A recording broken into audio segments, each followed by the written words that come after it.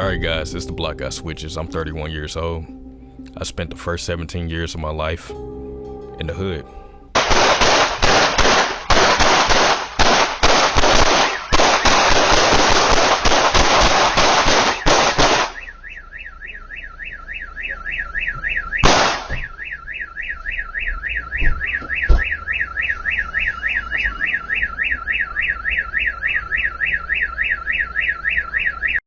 Your bitch ass on, nigga. You ain't got shit to worry about. Your bitch ass going to heaven, nigga. Hey, your bitch ass going to heaven, nigga. You cool. Your ass ain't did shit at all. Your ass a saint. Lame ass, nigga. Old, lame, goofy ass, nigga. How y'all coming? Button on you. Come here, check it out, Dad. Oh, man. You come out, this how we hit y'all shit. This how y'all supposed to hit our shit, you know? One of these little old crib. Oh, man, come outside, get your ass dropped. Shoot out the window, get your ass dropped. At it. Back at it. Hey, we ain't on phone them, Preston. We ain't on phone them, Preston. Hey, look, we just gonna terrorize the whole city. We making our way around. We making our way around. Fuck your ring camera too. Fuck your ring camera too. Got big hog, know what we do. We on Preston. Style murder captured on video. The video is extremely disturbing. We are not showing it tonight. Fox 2's Andy Banker reports it has people asking, what is happening to St. Louis? The video shows the victim sitting on the curb right around here. Police say he had already been shot. The gunman was standing over him right about here.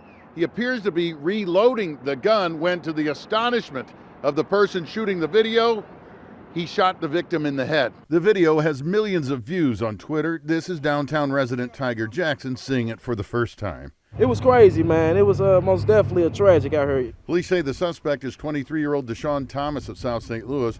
Shootout at a gas station caught on camera. The driver in the black car suddenly started shooting, and the driver in the red car fired back. Now, then watch as the man who started shooting comes back around, and then they both fire round after round, all of this in front of that store. Now, a look from inside the store shows where the bullets shattered glass all over the place.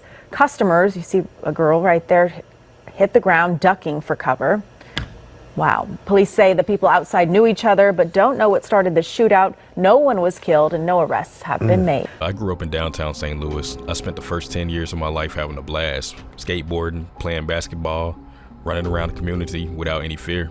The last 7 years of my tenure downtown was ambushed by fear and hopelessness. The police department was overwhelmed. The crime rate continued to skyrocket. I did what any rational being would do and stayed in the house and avoided the area. I was met with criticism from my own peers, calling me soft, scared, or anything else you could think of. So I knew I wanted more for my life. I refused to lose my life over mistaken identity or random acts of violence. One day, when I was at home recording music, I heard a large amount of gunshots. After the shooting was over, I looked out my window and saw both vehicles that my family owned completely destroyed. One of the guys involved in the shootout crashed his mom's vehicle and destroyed our only means of escaping this wicked environment. The police came 10 minutes later, arrested the guy, and that was the end. We felt trapped. Luckily, my dad convinced my mom to move and provided us with the funds to do so. I left the treacherous environment with my life. A lot of people in these areas don't have the luck that I did. While watching the news over the years, I noticed that my country polices the entire world and get involved with wars that are not on their soil. I thought to myself, why can't we clean up our own active war zones? If I continue to see liberal politicians being soft on crime, they blame the crime on guns. They began disarming law-abiding citizens, making it harder for them to protect themselves. Instead of enforcing laws already in place, they made it harder for functional members of society.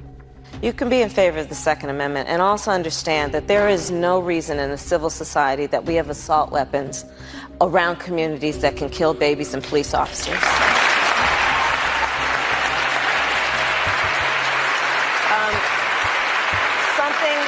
Something like universal background checks.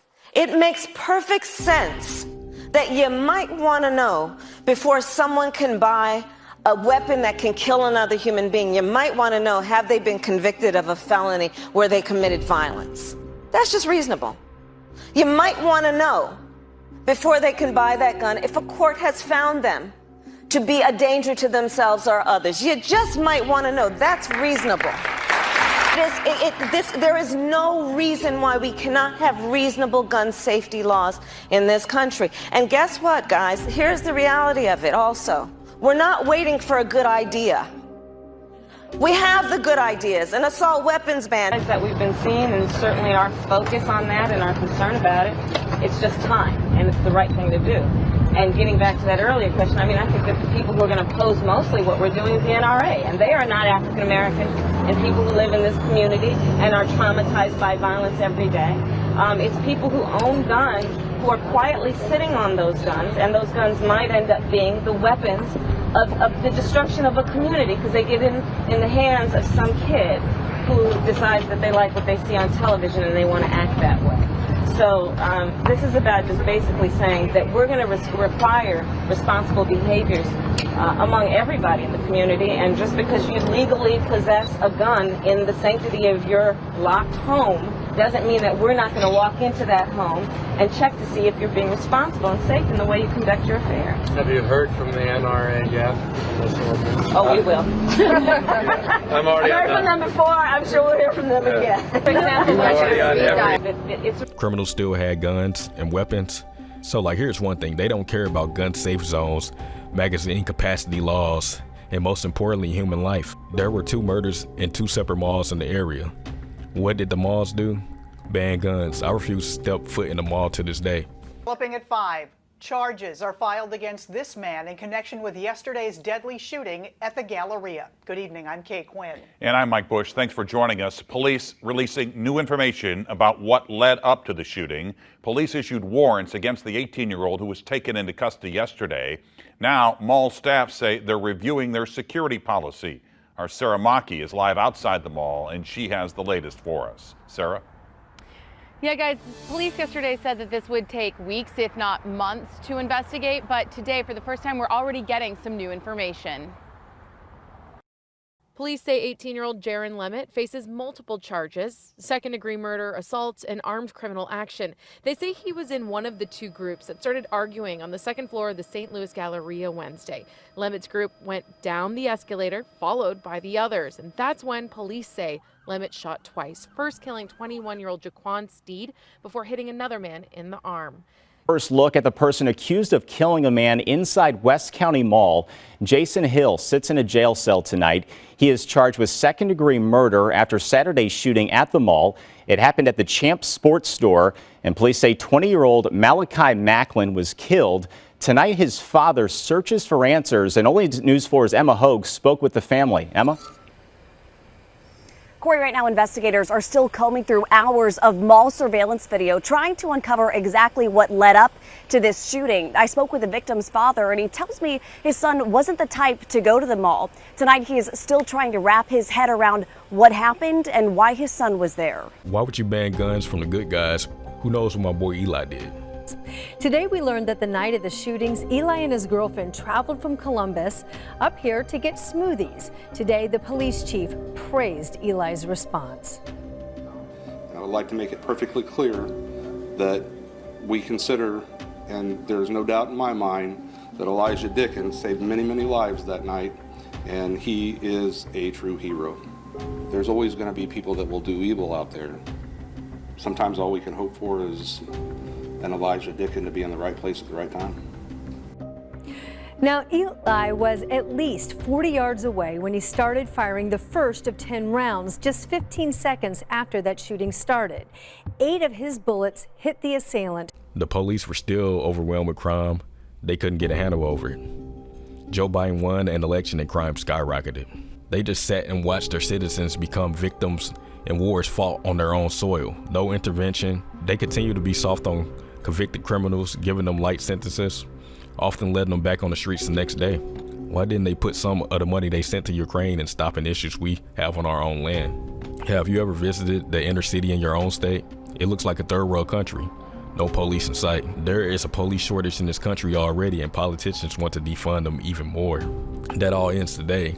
Trump plans to deploy the National Guard and FBI agents to 19 cities, man. 19, yes! President Donald Trump is mobilizing up to 1,700 National Guardsmen across Indiana and 18 other states. The move comes following a request from governors across the country asking for additional support to address civil unrest. Fox News reports the deployment includes personnel from multiple states, with some already arriving in affected areas.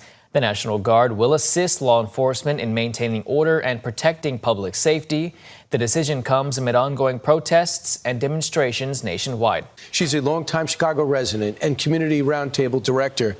So what the mayor's pointing to is murder being down 50%, robbery down 50%. But there are some really disturbing numbers when it comes to carjacking and other areas, like burglary being up, felony theft being up 46%, misdemeanor theft up 61%, and motor vehicle theft 80%.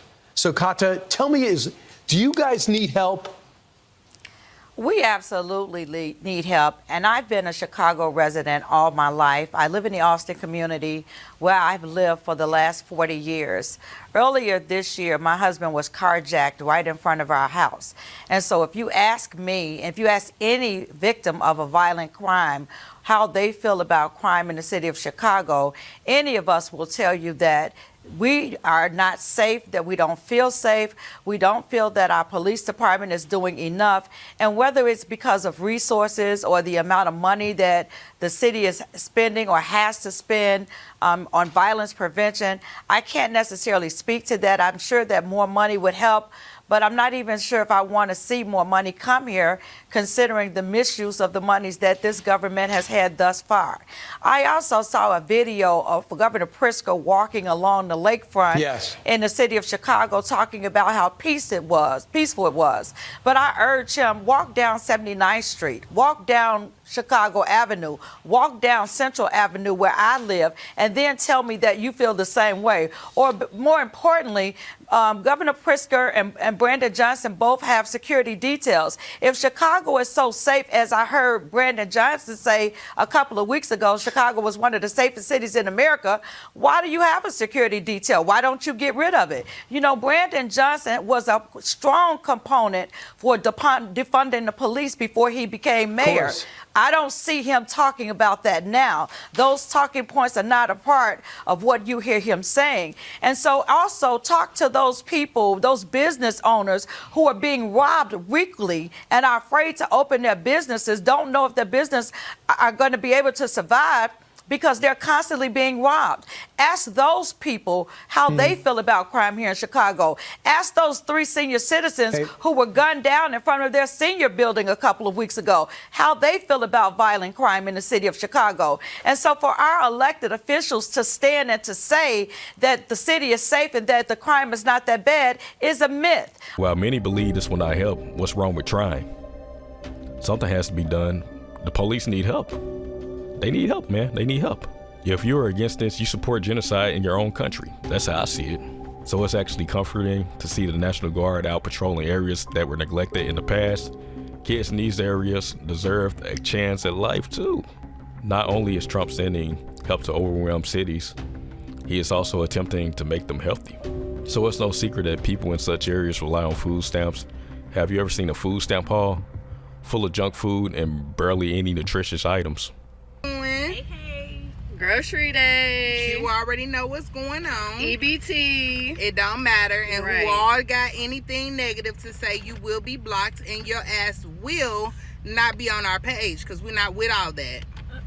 We here to support what we do to feed our 6 kids that we have at home. We also do have everything is legit documented at the food stamp office. So we don't need people to just say what they don't know nothing about us. You know what I'm saying? So let's keep it cordial. Come with us on our shopping trip. Let's go to Kroger's first. Yep. We don't know what our budget is. We're just here to shop. So go with us. Yeah. We're here at Kroger's with the family. Let's go. This time we are trying a Black Diamond watermelon. They're supposed to be the sweetest watermelons. And they're private selection, and they're seedless. That's what we got so far. It's the little things. So, this is all the things we got. This is buggy number 1. All the things we wanted and we needed, dog food included. The child in between the buggies. Here's buggy number 2. You know, this is not everything that we needed for our household, but this is just what we went on our Kroger haul. So, we're going to check out. So, when we started, we had 1 buggy. Now we got 3 buggies.